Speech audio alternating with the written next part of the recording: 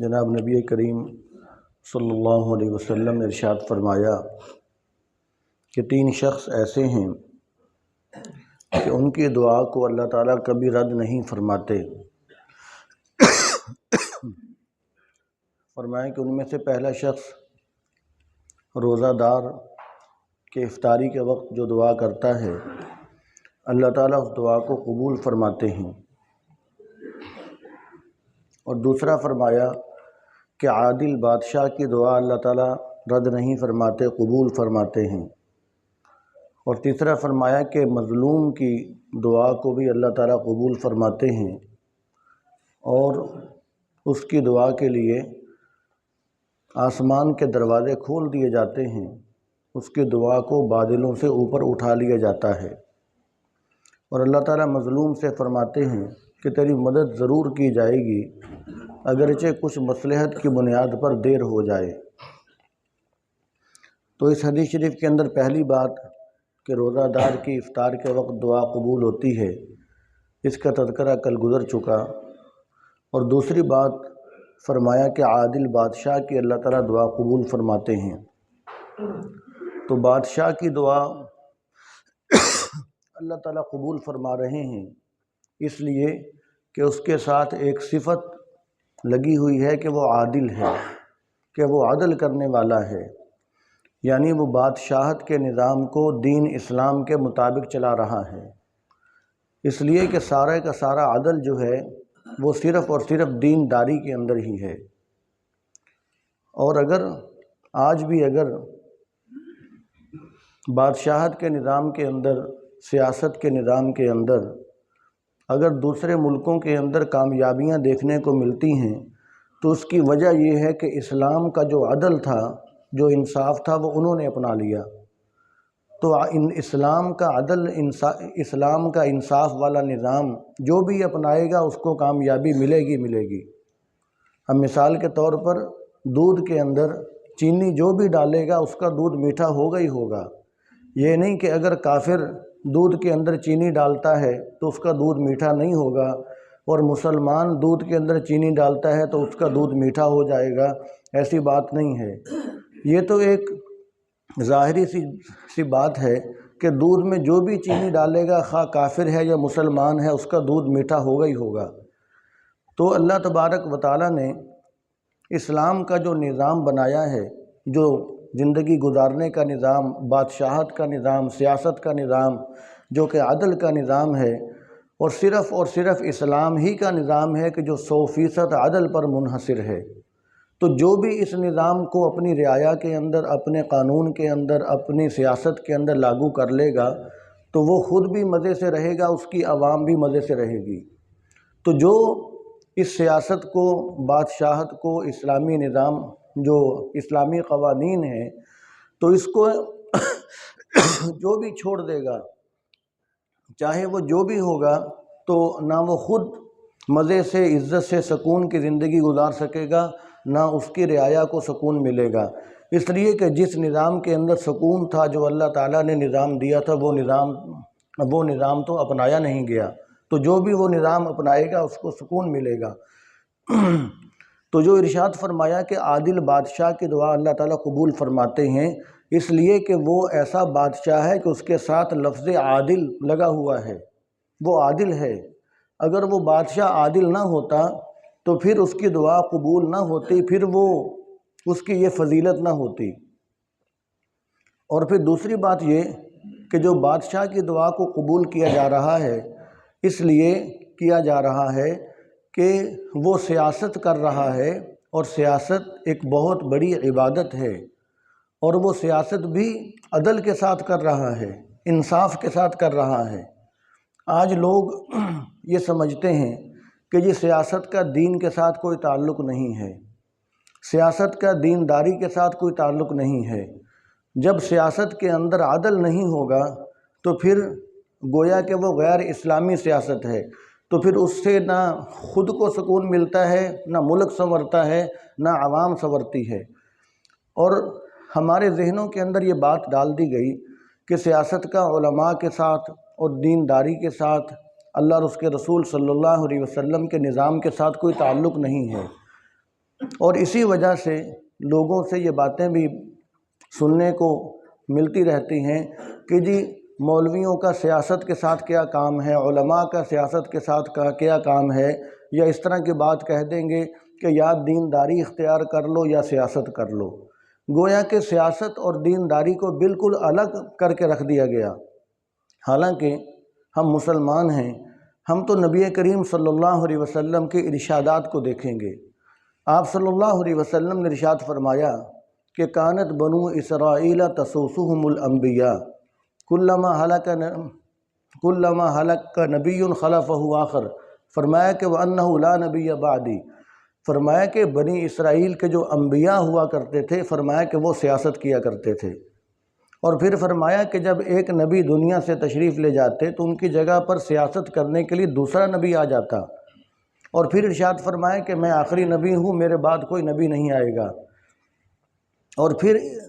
اسی حدیث شریف کے اندر بعد میں ارشاد فرمایا کہ میرے بعد خلفاء بہت زیادہ آئیں گے۔ وہ خلفاء کون ہیں؟ تو آپ صلی اللہ علیہ وسلم نے ہی حدیث شریف کے اندر ارشاد فرمایا کہ وَإِنَّ الْعُلَمَاءَ وَرَثَةُ الْأَنْبِيَاءِ، فرمایا کہ جو علماء ہیں وہ نبیوں کے وارث ہیں۔ یعنی معلوم ہوا کہ سیاست کرنا، سیاست کا دوسرا نام بادشاہت کرنا، کہ ملک کو کیسے چلایا جائے، ملک کے نظام کو کیسے چلایا جائے، اور عوام کے معاملات کا کیسے خیال کیا جائے، اور یہ سارے کام کیسے کیے جائیں، اس چیز کا نام سیاست ہے۔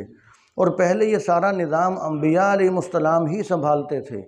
اور آپ صلی اللہ علیہ وسلم نے یہ نظام سنبھالا، اور آپ کے بعد صحابہ کرام نے یہ نظام سنبھالا۔ تو جب تک یہ نظام دینداروں کے پاس رہا، علماء کے پاس رہا، تو کافر بھی علماء کے ماتحت رہ کر زندگی گزارنا اپنے لیے خوشی سمجھتے تھے کہ جی یہ عادل بادشاہ ہیں، یہ مسلمان حکمران ہیں، تو لہذا ان کے تحت زندگی گزارنا ہمارے لیے خوشی ہے۔ اور آج جب ہم نے سیاست غیر علماء کے ہاتھوں میں دے دی، یعنی ایسے لوگوں کے ہاتھوں میں سیاست آ گئی جو دینداری کو جانتے ہی نہیں ہیں، جو آپ صلی اللہ علیہ وسلم کی منشا کو، شریعت کے منشا کو، جو دین کے قوانین کو، اصول و ضوابط کو جانتے ہی نہیں ہیں، جب ایسے لوگوں کے ہاتھوں میں ہم نے سیاست دے دی، یعنی بادشاہت کا نظام دے دیا، تو پھر اب صورتحال یہ ہے کہ کافر ملک یہ گوارا ہی نہیں کرتے کہ ہمارے ملکوں کے اندر کوئی پاکستانی آ جائے۔ پاکستانیوں کی اس ملک میں بھی عزت نہیں ہے، اور یہ دوسرے ملکوں میں چلے جائیں تو ان کی وہاں پر بھی عزت نہیں ہے۔ یہ حقیقت ہے، ان کی نہ یہاں پر عزت ہے نہ دوسرے ملکوں میں عزت ہے۔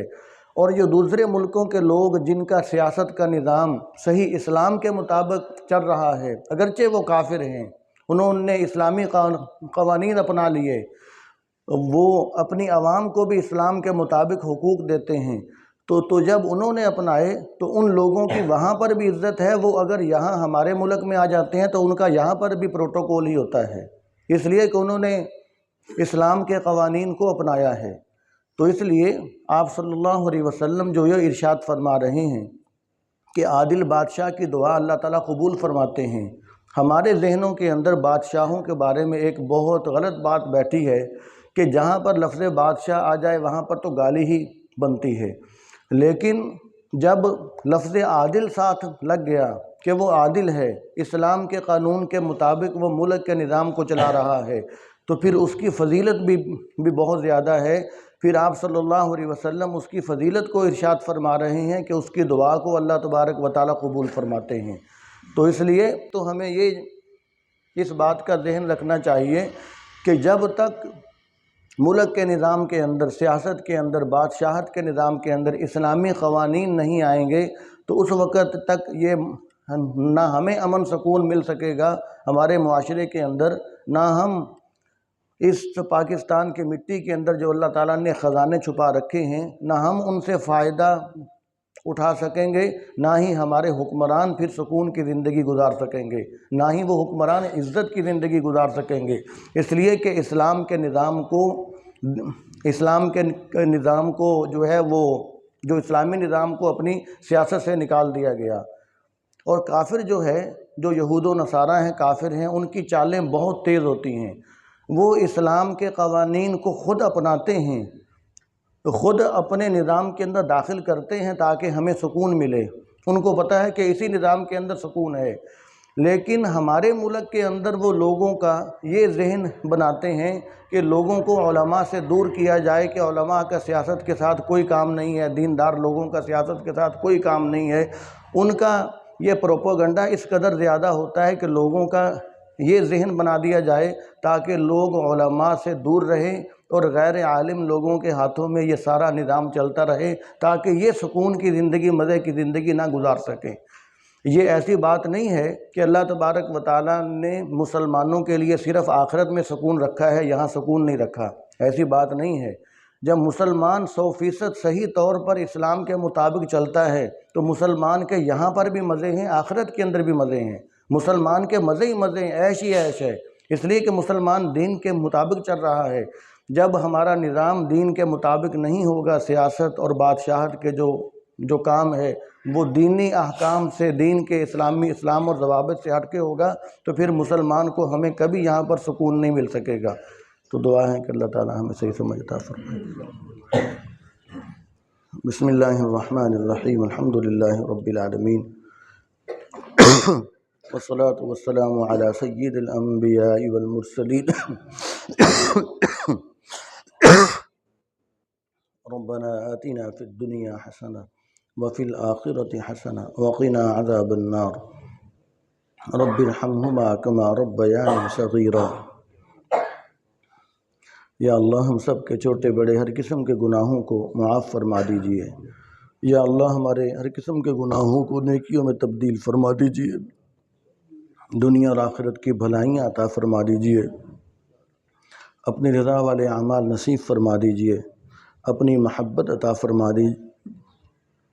پیارے حبیب صلی اللہ علیہ وسلم سے محبت نصیب فرمائیے، نیک لوگوں سے محبت نصیب فرمائیے۔ یا اللہ ہمیں نیک لوگوں سے محبت ہے، نیک نہیں ہمیں بھی نیک بنا دیجئے۔ یا اللہ جو بیمار ہیں ان کو شفاء کامل عاجل مستمر نصیب فرمائیے۔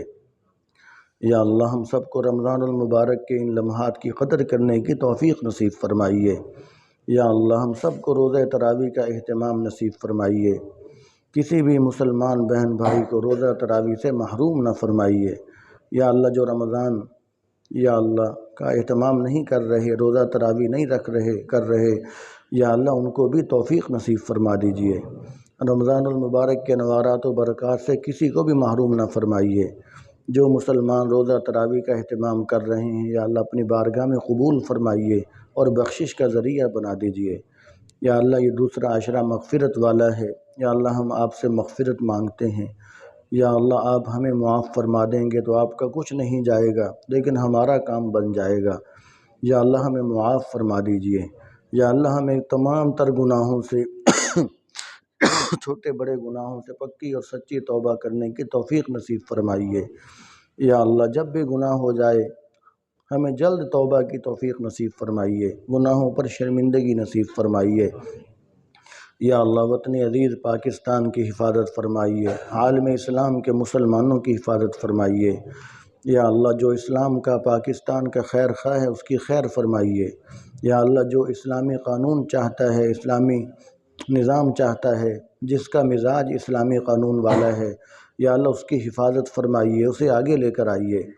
یا اللہ جو اسلامی قانون اس ملک میں نہیں چاہتا، جو اسلام کو نہیں چاہتا، پاکستان وطن عزیز پاکستان کا دشمن ہے، عوام کا خیر خواہ نہیں ہے، یا اللہ اسے ہدایت دے دیجئے۔ اگر ہدایت اس کے مقدر میں نہیں تو اسے نیست و نابود فرما دیجئے، اسے تباہ و برباد فرما دیجئے۔ یا اللہ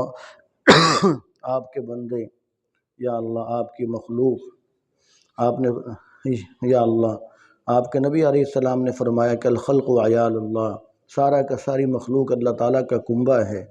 یا اللہ آپ کو اپنی مخلوق سے پیار ہے، یا اللہ